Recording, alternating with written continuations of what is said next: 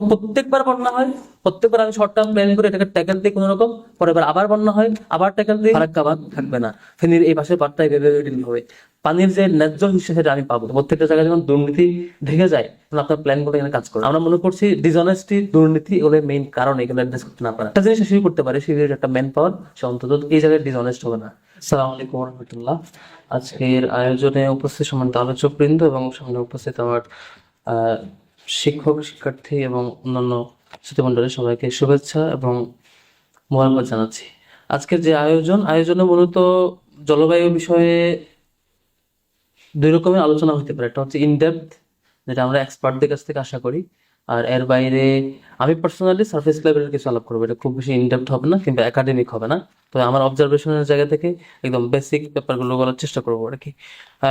সাধারণত আমরা আলোচনা করতে গেলে কিছু বিষয়, রুট কজগুলো কি ডিসকাস করি, তারপর এটার ইম্প্যাক্ট কি এটা ডিসকাস করি, আবার এটাকে আমি কিভাবে অ্যাড্রেস করি সেটা ডিসকাস করি। কিন্তু ইন্টারেস্টিং হইলো বেশিরভাগ ক্ষেত্রে যে অ্যাড্রেসিং পলিসিগুলো আমরা ডিসকাস করি সেগুলো অলমোস্ট বড় এক সংখ্যক পলিসি বাংলাদেশের রাষ্ট্র হিসেবে বাংলাদেশের ক্যাপাসিটিতে যায় না সেটা অ্যাড্রেস করার মতো। আমি যেহেতু ক্লাইমেট চেঞ্জের ইস্যুটা গ্লোবাল ইস্যু এবং গ্লোবালি অ্যাড্রেস করতে হয়, বাংলাদেশের ছোট্ট পরিসর থেকে প্রত্যেকটা বিষয়কে অ্যাড্রেস করার মতো সেই ক্যাপাসিটি বাংলাদেশের নেই রাষ্ট্র হিসেবে। তো সেটাকে বিবেচনা করে আমি একেবারে ইনডেপথ আলাপে যাব না। যেমন ধরেন আমরা যেটা আলোচনা করি সাধারণত সেটা হচ্ছে এই যে ইন্ডাস্ট্রিয়ালাইজেশন বা পৃথিবীব্যাপী যে পরিমাণ জ্বালানি ব্যবহার হয়, বা হচ্ছে প্রোডাকশন হাউসগুলোর আলাপ আলোচনা হয়, এগুলোর প্রভাবে কিভাবে তাপমাত্রা বাড়ছে সেটা আলোচনা হয়।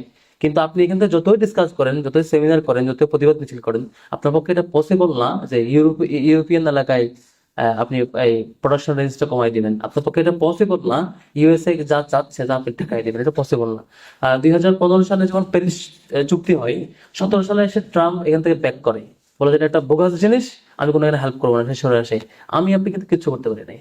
পরবর্তীতে বাইডেন আসার পর আবার হয়তো এঙ্গেজ হয়, কারণ আবার ট্রাম্প আসছে, যথেষ্ট সম্ভাবনা আছে সে আবারও ব্যাক করবে, আমার আপনার কিছু করার নেই।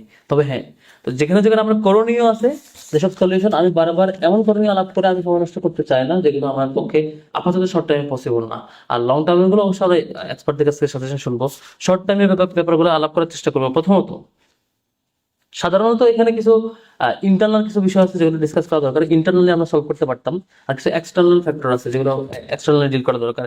যেমন ধরেন ফান্ড, ক্লাইমেট ফাইন্যান্সে আমাদের বলা হলো যে হচ্ছে 1,00,000 1 লক্ষ টাকার তাল গাছ লাগাবেন বা 1 লক্ষ তাল গাছ লাগাবেন, কিন্তু আমার দেশের নাগরিক এমন চুরবাট পান, সে 10,000 লাগাই হচ্ছে বলে যে আমি 1 লাখ লাগাইছি।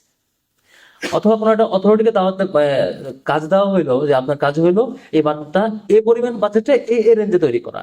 এখন যাকে দায়িত্ব দেওয়া হয়েছে, যে ইঞ্জিনিয়ার এটা ব্যবস্থাপনায় ছিল, যারা কর্মী ছিল, প্রত্যেকে যার যার লেভেলে দুর্নীতিবাজ।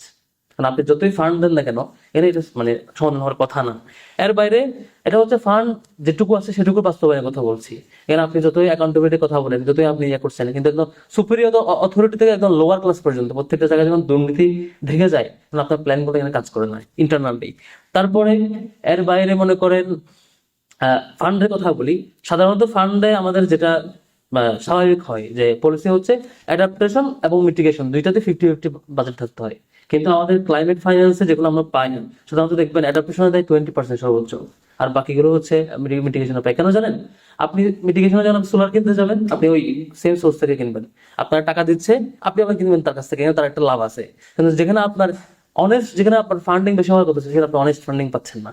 এর বাইরেও যেখানে টোটাল বিশ্বব্যাপী এ ধরনের ক্লাইমেট চেঞ্জের রোড ফ্যাক্টর গুলো মানে তারাই দায়ী, আর আমরা ভিকটিম, সেক্ষেত্রে ফান্ডিং হওয়া দরকার ছিল উইদাউট মানে ইন্টারেস্ট বা লোন ছাড়া, সরাসরি গ্র্যান্ট হওয়া দরকার ছিল। সেখানে গ্র্যান্টের পরিমাণ দিনে দিনে কমে যায় আর লোনের পরিমাণ দিনে দিনে বাড়তে থাকে, আর যে লোনটা পাচ্ছেন সেটাও আপনি খরচ করছেন অন্যভাবে। তো এখানে যেটা মেন ফোকাস আছে, যেমন সবুজায়ন, গভর্নমেন্ট থেকে প্ল্যান করা হয় যে আমি হচ্ছে বৃক্ষরোপণ করবো, আর বৃক্ষরোপণের খুব উৎসবমুখর পরিবেশে গাছ লাগানো হয়। যে গাছ লাগাইছে সেও জানে না কি গাছ লাগাইছে, এবং এটা পরের দিন থেকে আর খোঁজ নেয় না, সেটা ছবি তুলছে, ফেসবুকে দিচ্ছে, শেষ, এখানে দায়িত্ব শেষ। অর্থাৎ টোটাল প্রকল্পটা এখানে দুর্নীতিতে ভরপুর, পরিকল্পনার বাইরে আর কি। এগুলো ইন্টারনাল ব্যাপার। এর বাইরে ধরেন এক্সটার্নাল, ইন্টারনাল আরেকটা উদাহরণ দিই। ধরেন সিলেটে বন্যা হয় কেন?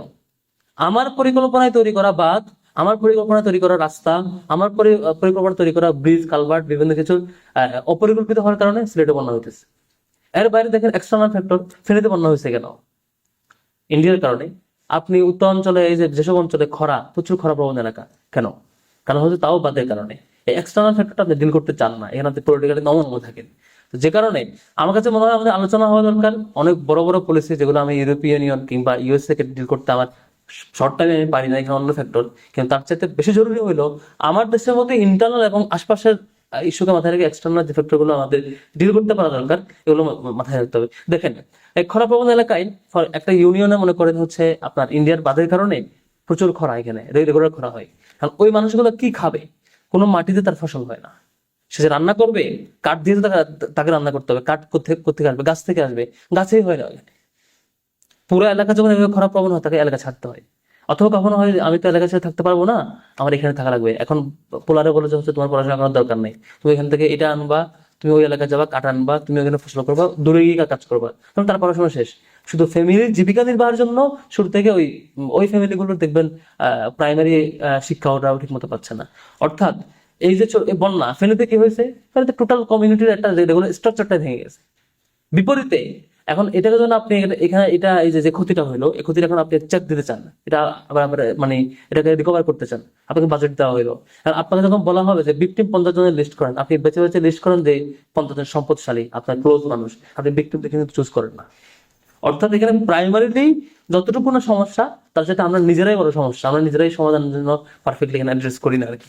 তো সেদিন থেকে আমরা মানে আমি পার্সোনালি যেটা মনে করি আর কি, লং টাইমের পাশাপাশি শর্ট টাইমে কিছু বিষয় আমাদের থেকে সিরিয়াসলি ফোকাস থাকা দরকার। নাম্বার ওয়ান হচ্ছে একদম ফার্স্ট যেটা, সেটা হচ্ছে প্রত্যেকটা কাজে আমার অ্যাকাউন্টেবিলিটি এবং ট্রান্সপারেন্সি নিশ্চিত করার চেষ্টা করা। গভর্নমেন্টের উচিত হলো আমি যেটুকু কাজ করবো সেটা ট্রান্সপারেন্সি থাকে এবং অ্যাকাউন্টেবিলিটি থাকে। না থাকলে যদি বাজেট আসলে না কেন সেটা কাজ হবে না। দ্বিতীয়ত হচ্ছে ইন্টারন্যাশনাল সোর্স থেকে যে ফান্ডগুলো আসে, সেই ফান্ডগুলো আমার হাত থেকে না, সে না দিলে আমি তার কাছে জোর করে আনতে পারি না। হয়তো কপে গিয়ে 28টা কপ হয়ে গেল, কপে গিয়ে হয়তো আমি হয়তো একটু প্রতিবাদ করি বা একটু বক্তব্য দিয়ে চলে আসি, এর বেশি কিছু আমি করতে পারি না। কিন্তু এটা তো করতে পারি, আমার নিজস্ব সোর্সও থাকে। যেমন ফেনীর বন্যা পরবর্তী ট্যাকেল দেওয়ার জন্য বাংলাদেশের নিজস্ব সোর্স তো সবচেয়ে ইনস্টা হেল্প করছে। কিন্তু আমার নিজস্ব ফান্ডে যদি নিজস্ব একটা ফান্ডের সুযোগ থাকতো, সেটা যদি আমি অনেস্টলি এটা ডিল করতে পারতাম, তাহলে হয়তো আমাদের বেশিরভাগ প্রবলেম আমরা সলভ করতে পারতাম। তো এই জায়গায় এই জিনিসটা আমরা নিজেরা রেসপন্সিবল পার্সনরাই ডিসঅনেস্ট, যে কারণে আমার টোটাল প্রজেক্টগুলো ফেল করে আর কি।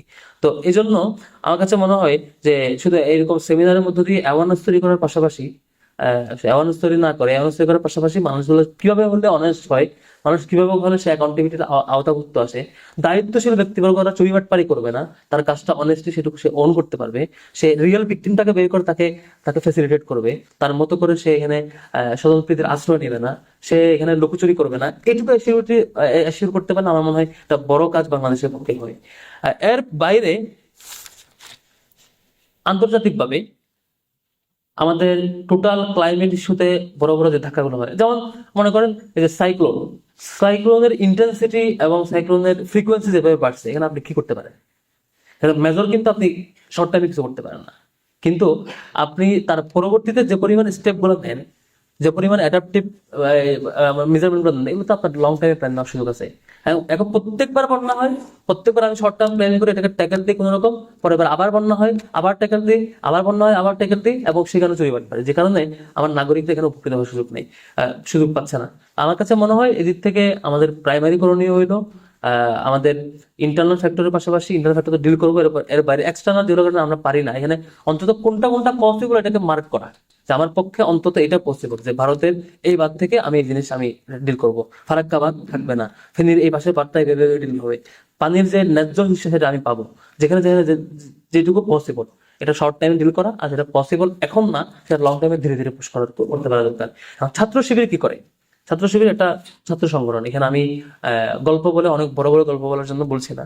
এর ছাত্র সংগঠন হিসেবে তার একটাই টার্গেট, সেটা হলো ছাত্র সংঘ তার অধীনস্থ তার ম্যান পাওয়ার যে ছাত্ররা তারা যাতে দেশের জন্য রেডি হয়, সেদিক থেকে ক্লাইমেট চেঞ্জকে একটা চ্যালেঞ্জ হিসেবে মাথায় রেখে শিবির তার ক্যাডার সিস্টেমের মধ্যে যে সিলেবাস, সেই সিলেবাসের মধ্যে প্রাইমারিলি ক্লাইমেটকে কেন্দ্র করে কিছু সিলেবাসের কিছু বই এবং আলোচনা সিলেবাসভুক্ত করেছে, যাতে করে এখানকার ম্যান পাওয়াররা এটা নিয়ে সচেতন হতে পারে। এখানে যেহেতু সবাই স্টুডেন্ট জায়গায় সে প্রিপেয়ার হওয়াটা আমাদের মেন চ্যালেঞ্জ। এর পাশাপাশি সবচেয়ে বড় যে কাজটা করার চেষ্টা করছে সেটা হচ্ছে, আমরা মনে করছি ডিসঅনেস্টি, দুর্নীতি এগুলো মেইন কারণ এগুলো অ্যাড্রেস করতে না পারা। তা আমি একটা জিনিস শুরু করতে পারি, শিবিরের একটা ম্যান পাওয়ার, সে অন্তত এই জায়গায় ডিসঅনেস্ট হবে না, সে ফাইন্যান্সের ইস্যু করতে সে ডিসঅনেস্ট হতে পারবে না, সে অনেস্ট এগুলো ডিল করবে, সে অন্তত এখানে চুরি বাটপারি করবে না। আর আরেকটা কাজ করে শিবির এখন পর্যন্ত করে আসছে, সেটা হচ্ছে ডিউরিং ডিজাস্টার এবং পোস্ট ডিজাস্টার পিরিয়ডে আমাদের শিবির চেষ্টা করে এটা প্রোঅ্যাক্টিভলি রেসপন্স করা এবং অনেস্টলি রেসপন্স করা। এর আগেও চেষ্টা করছে, সামনেও চেষ্টা করবে। শিবির এই কয়েকটা জায়গায় শিবির তার কাজ করবে। পাশাপাশি এই জনবল যাতে ক্লাইমেট চেঞ্জকে মাথায় রেখে তার পরবর্তী করণীয়টি আগাইতে পারে, সে যেখানে যায় সেখানে রুল করতো, শিবির তার মতো করে ক্যাডার সিস্টেম এটাকে অ্যাকোমোডেট করে তার চেষ্টা চলমান রাখছে। তবে রাষ্ট্রীয়ভাবে যে কাজ, সেটা রাষ্ট্রের কাজ হইলো তার জবাবদিহিতা নিশ্চিত করা, তার অ্যাডাপ্টেশন প্রক্রিয়াটা ঠিকঠাক মেনটেন করা, পাশাপাশি ইন্টারন্যাশনাল যে যে ধরনের প্রবলেমগুলো সে ফেস করছে ধরে দেওয়া, অন্তত কোনটা সম্ভব সেটাকে সে অনুযায়ী ডিল করা, সবগুলো একসাথে মানে করার দাবি না করে আর কি। আমরা যতই আলাপ করি না কেন, দীর্ঘদিন ধরে আলাপ করছি আমরা এই ক্লাইমেট চেঞ্জ, এরপরও আমি এখনো কিন্তু সেই লবণাক্ত এলাকায় মানুষটাকে আমরা এখনো মুক্তি দিতে পারি নাই। এখনো সাইক্লোন হলে তার এরিয়াটা ভরে যায়, ডুবে যায়, একটু পরে তার মাটি লবণাক্ত হয়, তার ফসল নষ্ট হয়। এখনো সেই উত্তরবঙ্গের দিকে একটা মানুষ, সে দীর্ঘদিন ফসলই ছাড়া থাকতে হয়, এক পর্যায়ে অসংখ্য ফ্যামিলি তার এলাকা ছাড়তে বাধ্য হয়েছে, অন্য জায়গায় চলে যাওয়া লাগছে। এই জায়গায় গভর্নমেন্ট কিন্তু পারফেক্টলি ফাংশন করছে না, গভর্নমেন্ট পারফেক্টলি পারে নাই। এখন বর্তমান নতুন বাংলাদেশ পরবর্তী এই নতুন বাংলাদেশের যে স্বাধীনতা আমরা লাভ করছি, আমরা আশা করব গভর্নমেন্ট প্রাইমারিলি এই জায়গায় প্রত্যেকটা মানুষকে অনেস্ট হতে বাধ্য করবে। কেউ যদি অনেস্ট আশ্রয় নেই, তাকে সেখানে পানিশমেন্ট দেবে। একই সাথে গভর্নমেন্ট যেখানে যে উপযোগী ফান্ড দরকার, এই ফান্ড ম্যানেজমেন্টে এবং ডিস্ট্রিবিউশনে ব্যালেন্সড অ্যাপ্রোচ মেনটেন করবে বলে আমি বিশ্বাস করি, সেই প্রত্যাশা করি। এর সাথে ছাত্র শিবিরের জায়গা থেকে আমরা ওই জায়গায় কমিটেড, আমাদের জনবলকে, আমাদের জনশক্তিকে এই ব্যাপারে অ্যাওয়ার করা, অনেস্ট রাখা এবং করণীয় বাতলে দিয়ে তাকে রেডি করা আগামী দিনের জন্য। আল্লাহর কাছে দোয়া করি রব্বুল আলামিন আমাদের দেশকে যে পরিমাণ চ্যালেঞ্জের মুখোমুখি রেখেছেন ক্লাইমেট চেঞ্জ, এই চ্যালেঞ্জগুলো মুখোমুখি এগুলো ফেস করবার জন্য আমাদের এদেশের নাগরিককে প্রস্তুতি নিয়ে আগামী দিন ফেস করার সে তৌফিক দিক, এবং এই জনগণকে, বঞ্চিত জনগণকে এই ধরনের ক্রাইসিস থেকে তাকে জনগণ যাতে মুক্ত থাকতে পারে এবং পারফেক্টলি অ্যাড্রেস করতে পারে, সেই দোয়া এবং শুভকামনাকে আমি আমার কথা শেষ করছি। আসসালামু আলাইকুম।